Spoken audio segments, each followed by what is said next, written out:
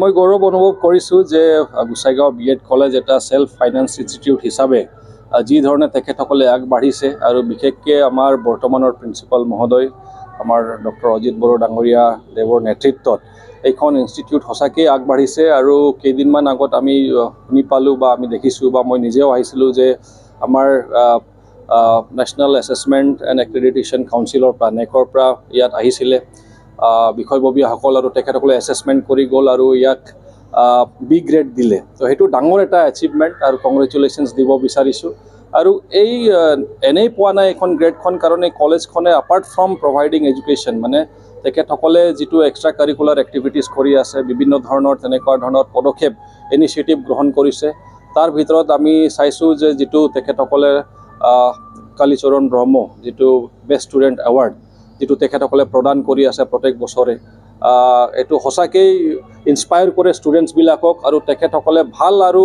তেখেতসকলৰ কোৱালিটিটো ইম্প্ৰুভ কৰাত বহুত সহায় কৰে। আৰু মই আজি গৌৰৱ অনুভৱ কৰিছোঁ যে বহুত কেইজনে যিহেতু ক'ভিডৰ কাৰণে অকণমান বন্ধ আছিল বহুত কেইজনে সেইখন এৱাৰ্ড আজি গ্ৰহণ কৰিছে আৰু তেখেতসকলে উৎফুল্লিত তেখেতসকলে যিটো নিজেই মানে আহি নিজৰ যিটো টেষ্টিমনি দিলে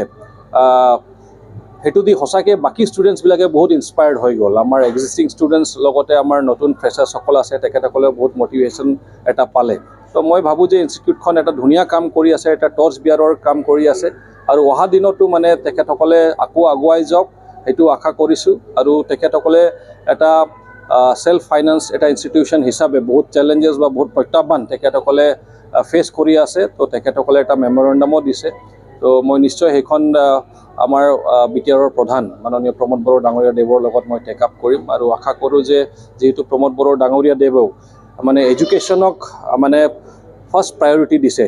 আৰু আমাৰ গভৰ্ণমেণ্টত চৰকাৰত এডুকেশ্যনটো হৈছে আমাৰ একদম প্ৰায়ৰিটি আৰু সেইকাৰণে আমি ভাবোঁ যে সকলো এডুকেশ্যনেল ইনষ্টিটিউটক কি ধৰণে আমি বেকআপ বা ছাপোৰ্ট দিব পাৰোঁ নিশ্চয় সেই ক্ষেত্ৰত আমিও আগবাঢ়ি যাম। তেখেতসকলক যি সহায় সহযোগিতা আগবঢ়াব লাগে নিশ্চয় আমি সেইটো তেখেতসকলক আগবঢ়াবলৈ যত্ন কৰিম। আপোনালোকে যদি চাই আমাৰ যিটো BTR পিচ ৰেকৰ্ড হৈ গ'ল বা আমাৰ যিটো 6.3 ক্ৰ'জ যিটো আছে তাতে অলৰেডি আছে যে যিমান মানে তেনেকুৱা ইনষ্টিটিউশ্যন আছে যিবিলাক প্ৰভিঞ্চিয়েলাইজ হোৱা নাই। তো এজ পাৰ ডেট ক্ল'জ মানে প্ৰভিঞ্চিয়েলাইজেশ্যনৰ কাৰণে এটা মানে ক্ল'জ এটা যিহেতু লিখা আছে তো মই সেইকাৰণে আশাবাদী যে প্ৰভিঞ্চিয়েলাইজ হ'ব লাগে সকলো আমাৰ যিমান ইনষ্টিটিউশ্যন যিটো প্ৰভিঞ্চিয়েলাইজ হোৱা নাই বা গভৰ্ণমেণ্টে টেক আপ কৰা নাই আৰু সেইটোৰ জৰিয়তে তেখেতসকলে এটা সহায় যদি পায় তেখেতসকলৰ কাৰণে অকল সকাহ হ'ব সেইটো নহয় বৰঞ্চ সেই এমাউণ্ট যিখিনি দি তেখেতসকলে চলি আছিলে আকৌ বেটাৰ ইম্প্ৰুভমেণ্টৰ কাৰণে কোৱালিটি অফ এডুকেশ্যন বেটাৰ কৰাৰ কাৰণে তেখেতসকলে আকৌ সেইখন এমাউণ্ট বা ফাণ্ড ইউজ কৰিব পাৰিব। তো সেইকাৰণে মই ভাবোঁ যে লাহে লাহেকৈ অসম চৰকাৰো হওক বা BTR চৰকাৰেই হওক আমি চেষ্টা কৰি আছোঁ ট্ৰাই কৰি আছোঁ যে কি ধৰণে সকলো আমাৰ ইনষ্টিটিউটবিলাকে যাতে প্ৰভিঞ্চিয়েলাইজ হৈ যাওক আৰু লাহে লাহেকৈ অন প্ৰচেছত আছে যিহেতু আমি একেবাৰে নোৱাৰোঁ। তো আমাৰ ষ্টেট গভৰ্ণমেণ্টেও এটা ছাজেশ্যন দিছে বা আমি BTR গভৰ্ণমেণ্ট হিচাপেও আমি যিহেতু আলোচনা কৰিছোঁ যে ষ্টেপ বাই ষ্টেপ যিবিলাকে এলিজিবিলিটি ফুলফিল কৰিব এলিজিবিলিটি ক্ৰাইটেৰিয়া যিবিলাকে ফুলফিল কৰিব নৰ্মছ যিটোবিলাকে ফুলফিল কৰিব লাহে লাহেকৈ তেখেতসকলক প্ৰভিঞ্চিয়েলাইজ কৰাটো অত্যন্ত জৰুৰী বুলি